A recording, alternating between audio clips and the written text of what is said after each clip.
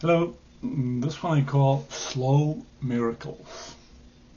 On this just past Patriots Day, I was standing amidst a group of family and friends at mile 19 and a half in Newton, waiting to cheer on my niece, Kathy Raptors Wilder, who was running her very first Boston Marathon. In separate conversations with two women, one 30-year-old and the other in her early 40s, I recalled how in 1967, a race official, Jock Semple, physically pulled Kathrine Switzer off the course because women were not allowed on the race. Both young women I was talking to, intelligent and successful women, were astounded to hear the story. This year there were 16,107 female runners out of the total of 35,755 participants. I consider this huge evolution well within my lifetime a sort of slow miracle. It made me think of other slow miracles which have evolved in my 67 plus years on this mortal coil. Most people picture miracles as events which transpire relatively quickly. Jesus changing the water into wine at the Canaan wedding, or Moses parting the Red Sea. On a more secular level, Mike Eruzione scoring the winning goal to beat the Soviet Union at the 1980 Olympics for the Miracle on Ice, or Captain Sully Sullenberg landing the U.S. Airways Flight 1549 on a river, saving 155 lives in the Miracle on the Hudson. I believe, however, that slow miracles do exist, and not taking the time to notice and savor them robs a person of a great sense of optimism and faith.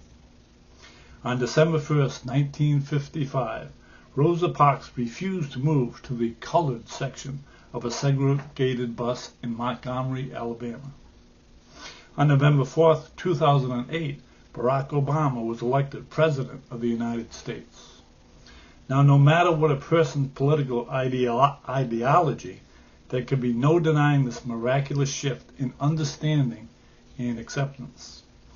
This was a long, slow miracle, which needed Brown versus Topeka Board of Education Supreme Court decision, Lyndon Johnson's signing of the Civil Rights Act, and many other acts of courage to evolve. Of course, it would be naive to say racism is a thing of the past. But within my lifetime, we have moved from government-sanctioned segregation to having a black man in the Oval Office. A slow miracle. In the 1970s, the percent of cancer patients as a group who survived at least 10 years was just 23.7%. In 2008, that percentage had risen to 45.2%. In specific cases such as prostate cancer, the increases for the same time frame rocketed from 20% to 70%.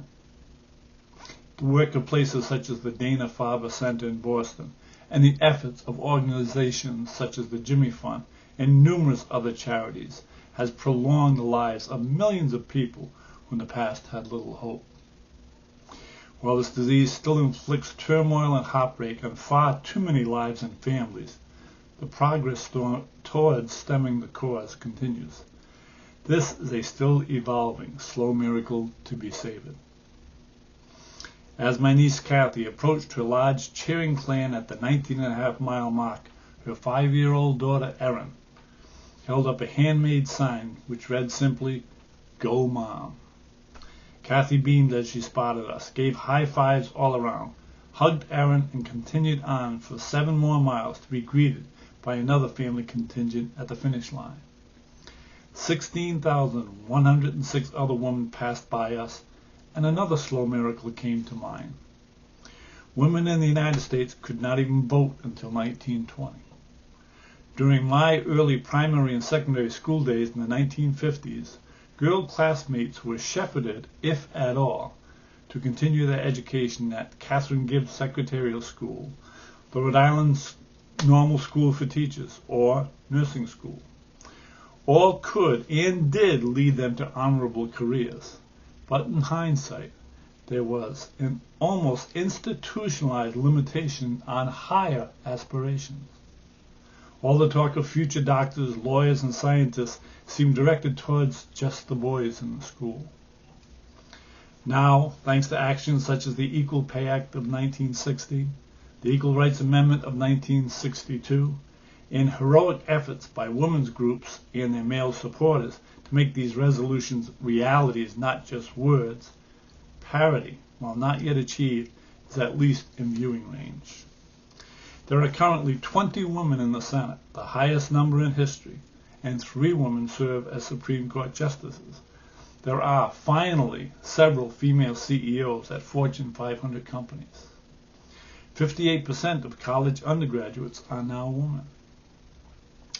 Annice Carthy ran her first marathon as part of a project called Dream Big, which raises funds to provide needed sports equipment and opportunities for young girls living in impoverished areas. Carthy raised nearly $14,000 with just her own efforts. When I looked at her little daughter holding that sign, all I could think was, "Go Erin. There are miracles slowly blooming all around you. Spend your life embracing them."